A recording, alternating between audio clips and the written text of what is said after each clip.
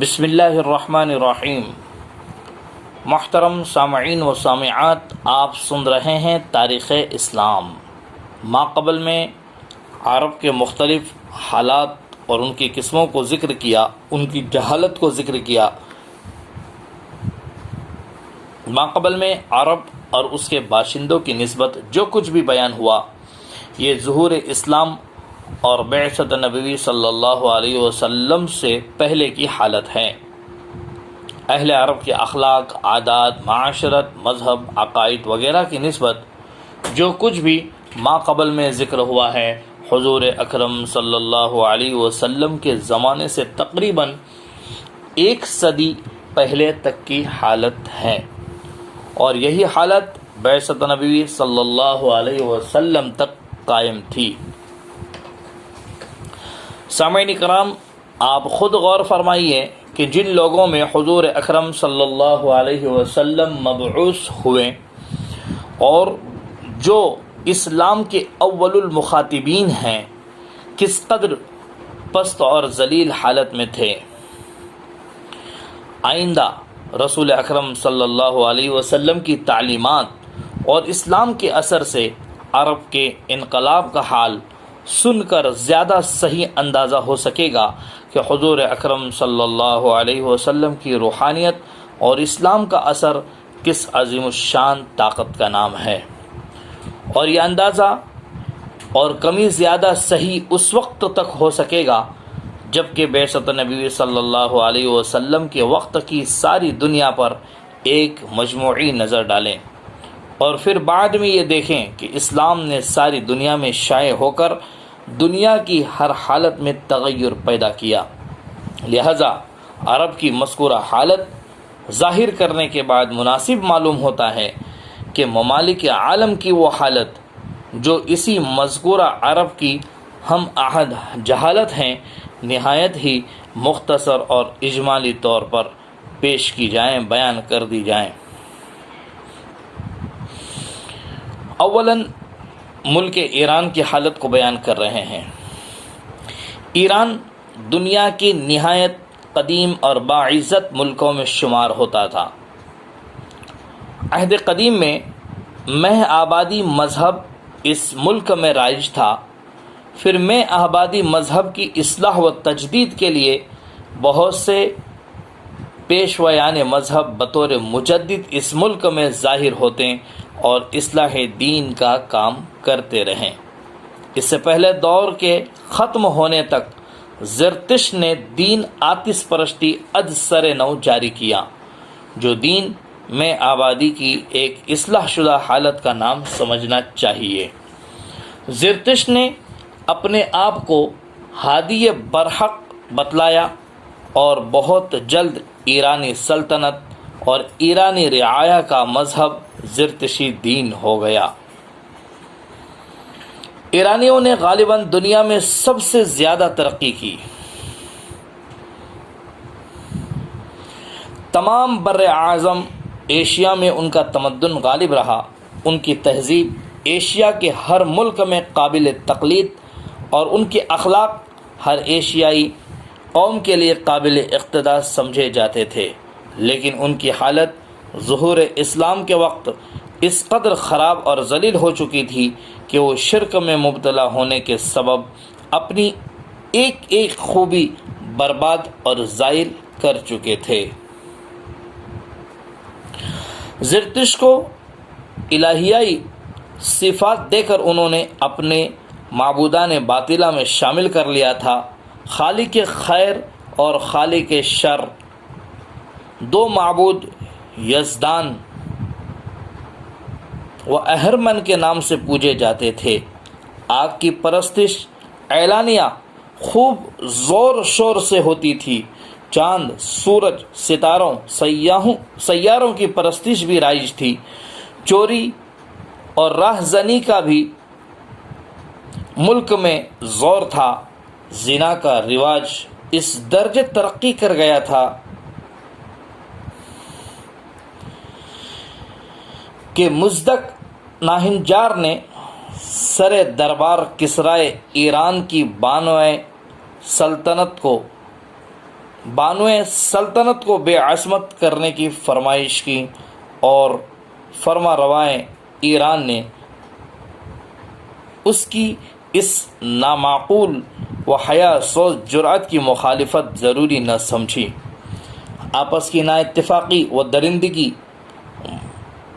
بغض و حسد، دھوکہ بازی و فریب دہی زبردستوں کا زیر دستوں کو چوپائیوں سے زیادہ ذلیل سمجھنا وہ معائب تھے جنہوں نے ایران پر ہر طرف سے نحوست و ادبار کو اس طرح متوجہ کر دیا تھا جیسے سیلاب نشیب کی طرف متوجہ ہوتا ہے۔ تمام علوم، تمام تہذیب، تمام اخلاق فاضلہ اور تمام انسانی خوبیاں ملک ایران کو خالی کر چکی تھی، اور وہ ملک جو کسی زمانے میں تہذیب و تمدن کا منبع و مرکز تھا یکسر تاریک ہو چکا تھا۔ نہ صرف ستارہ پرستی و آتش پرستی و مشاہیر پرستی ہی رائج تھی، بلکہ بادشاہ، وزراء، سپہ سالار اور امراء بھی عوام سے اپنی پرستش کرواتے تھے۔ اس عذاب سے ایرانی مخلوق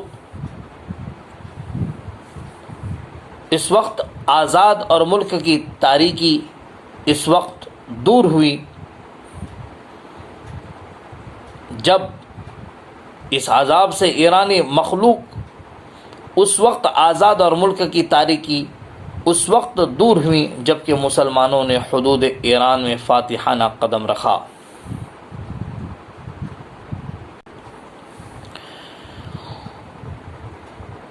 اب روم و یونان کے تعلق سے ذکر کر رہے ہیں۔ ایرانی شہنشاہی کے مد مقابل دنیا کی دوسری سب سے بڑی طاقت رومیوں کی سلطنت و حکومت تھی۔ روم و یونان کی تہذیب بھی بہت قدیم و شاندار اور ان کے علوم، فنون اور شوکت و عظمت مشہور آفاق ہو چکی تھی۔ طب، ریاضی، حیات، منطق، فلسفہ و حکمت وغیرہ کی ترقی میں دنیا کا کوئی ملک بھی یونان کا مقابلہ نہیں کر سکا تھا۔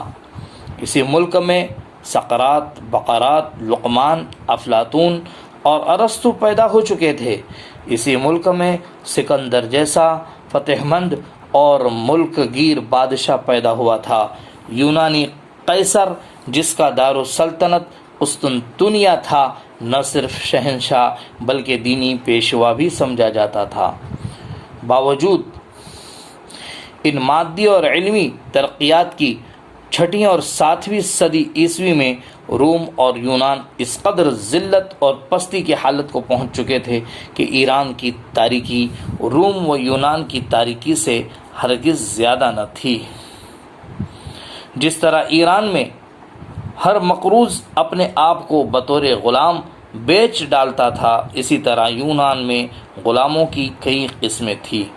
ایک قسم غلام کی ایسی تھی کہ وہ یونان سے باہر دوسرے ملکوں میں لے جا کر نہیں بیچی جاتی تھی، لیکن عام طور پر اکثر غلام غیر ملکوں میں لے جا کر اسی طرح فروخت کیے جاتے تھے، جس طرح گھوڑے، بیل، اونٹ، بکری وغیرہ فروخت کیے جاتے ہیں۔ آقا اپنے غلام کو اسی طرح قتل کر دینے کا حق رکھتا تھا جس طرح کوئی شخص اپنے مویشی اور جانوروں کو ذبح کرنے کا حق رکھتا ہے۔ ماں باپ اپنی اولاد کو بیچ ڈالتے اور دوسروں کا غلام بنا دیتے تھے۔ روم و یونان میں غلاموں کو شادی کرنے کا اختیار نہ تھا، ان میں اور ان کی اولاد میں کوئی قانونی رشتہ نہ سمجھا جاتا تھا۔ اس کے بعد عیسائیوں کی پست حالت کو ذکر کر رہے ہیں۔ حضرت عیسیٰ علیہ السلام سے 200 برس بعد تک عیسائیوں میں راہبوں کا کہیں نام و نشان تک نہ تھا، لیکن 6ویں صدی میں راہبوں کی یہ کثرت شام و یونان اور روم میں ہو گئی کہ ہر شخص جو عزت و تکریم کا خواہاں ہوتا رہبانیت اختیار کر لیتا۔ پھر رفتہ رفتہ یہ رسم عورتوں میں بھی رائج ہو گئی تھی، جس کا نتیجہ یہ تھا کہ خانقاہ جو راہب مردوں اور راہبہ عورتوں کی قیام گاہیں تھی قابل شرم حرکات کا مقام بنی۔ بعض راہب صحرا نشی بھی تھے، عورتوں کی جائز عزت اور والدین کی تعظیم قطعاً مفقود ہو چکی تھی، چوری، زنا، دھوکہ بازی عام طور پر رائج تھی، گداگری معیوب نہیں سمجھی جاتی تھی۔ جو طوفان رہبانیت کا لازمی نتیجہ تھا، توحید اور رب پرستی کا نام و نشان باقی نہ رہا۔ زاہدوں، راہبوں اور مذہبی پیشواؤں کی خدمت گزاری سے رضامند کرنے کے لیے ذریعہ نجات کا سرٹیفکیٹ حاصل کیا جاتا تھا۔ عمرا و غربا کو اپنا خادم اور ان سے بطور غلام خدمت لینے کو اپنا جائز حق سمجھتے تھے۔ بادشاہ اور سپہ سالار رعایا کا مقام و مرتبہ حیوانوں سے برتر نہیں جانتے، اور کاشتکاروں کی تمام محنت و مشقت کے نتیجے پر خود قابض ہو کر بقدر قوت لا یموت ان کے لیے کچھ قدر قلیل چھوڑ دیتے تھے۔ یہ تاریخ اسلام کا ایک باب ہم نے آپ کے سامنے پیش کیا ہے، اور دوسرے ملک جو عرب کے ملک کے علاوہ ہیں ان کی حالت کو بھی حضور اکرم صلی اللہ علیہ وسلم کی پیدائش سے پہلے جو ان کی حالت تھی اس کو بھی ہم ذکر کر رہے ہیں۔ اس کے بعد مصر، ہندوستان، چین وغیرہ کے حالات کو ذکر کریں گے۔ آپ سے گزارش ہے آپ سنیں اور لوگوں تک اس کو پہنچائیں۔ جزاکم اللہ و احسن الجزاء فی الدارین۔